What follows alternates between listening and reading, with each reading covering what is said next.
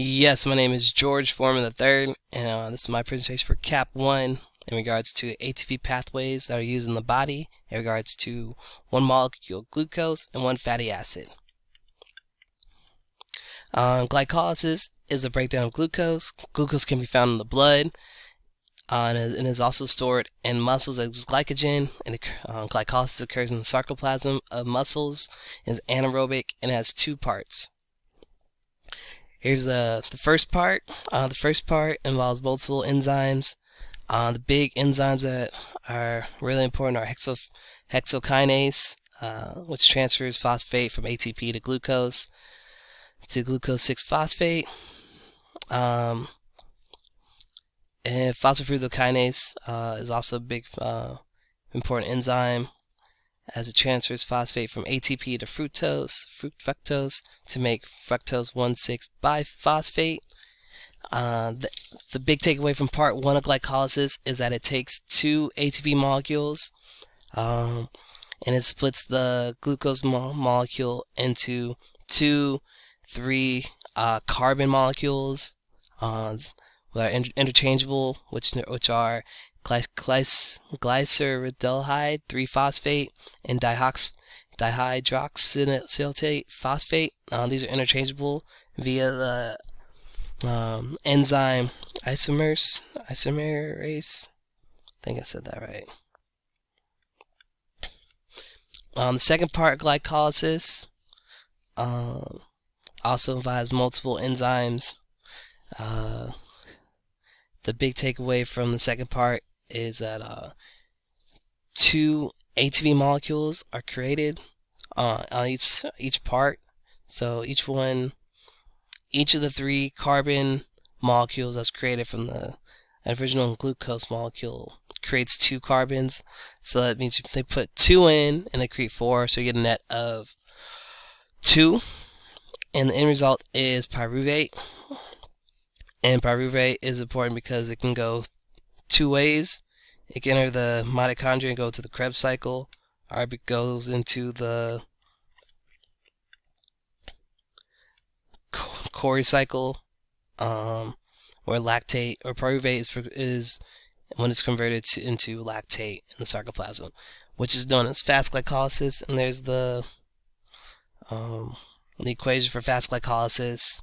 This one involves multiple steps, and the end result is 2 more ATP plus water into lactate. If there's oxygen, the pyruvate will go to the mitochondria and enter the Krebs cycle. The Krebs cycle, pyruvate is shuttled into the mitochondria when oxygen is present, and that's when slow glycolysis occurs. And you see there's a breakdown of the Krebs cycle. We have pyruvate involves acetylcoenzyme A, and breakdown. Let's see.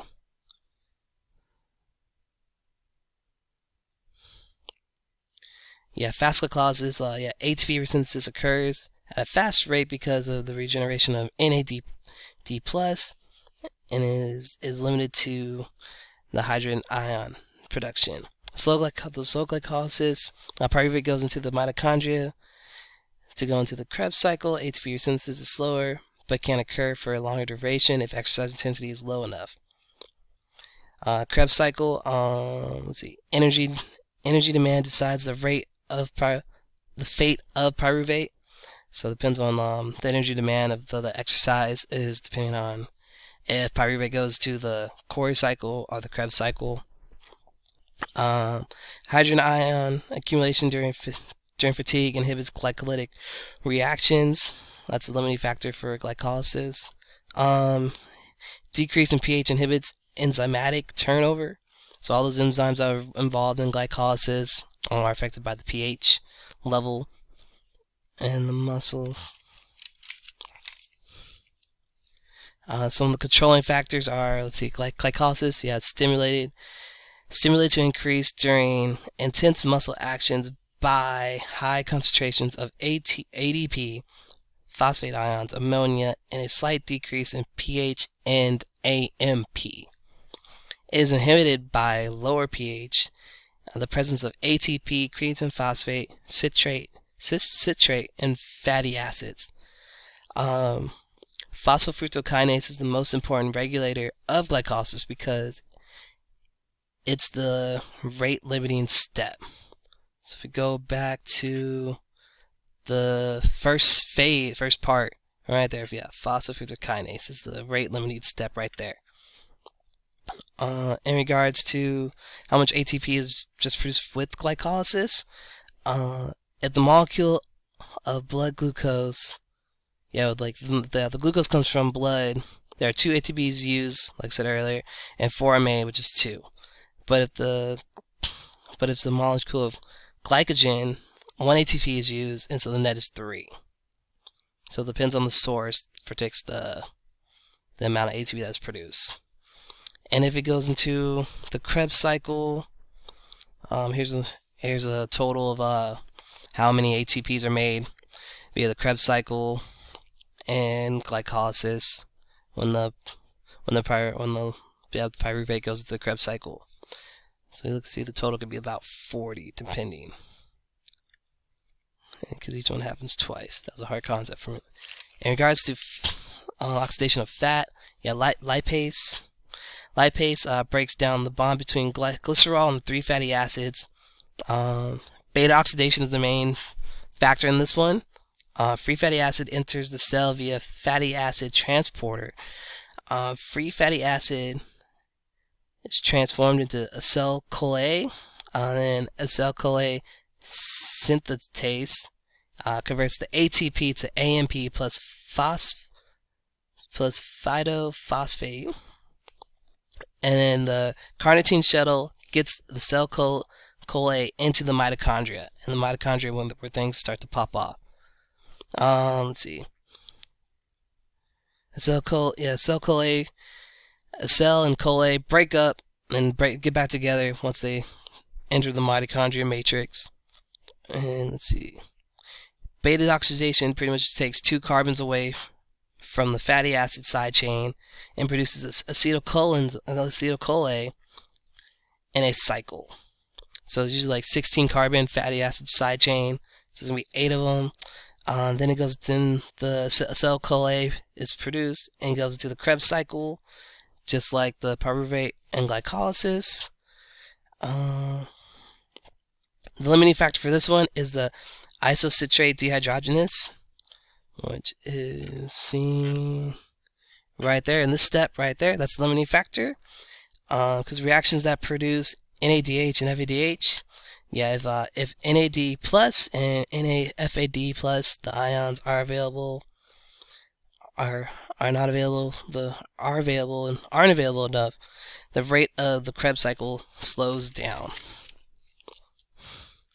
And so the intermingling between the 2 ATP sources is they all pretty much end up going towards ending up at the Krebs cycle. And in general, there's an inverse relationship between how much ATP can be made and how fast it can be made. Like we discussed the creatine phosphate, that can create the most, but it's not that, not for that long.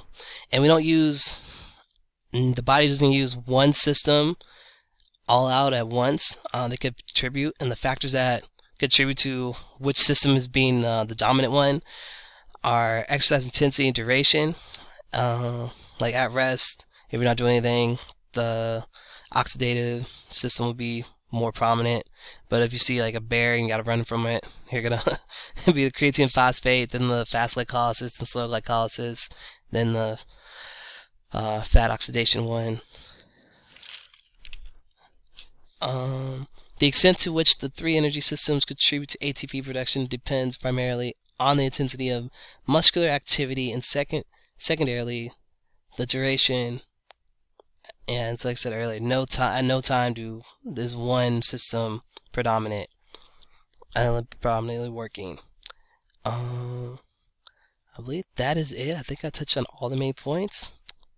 And I hope my strength conditioning book as my main source, because it goes really in depth into how the systems work. Thank you. Bye.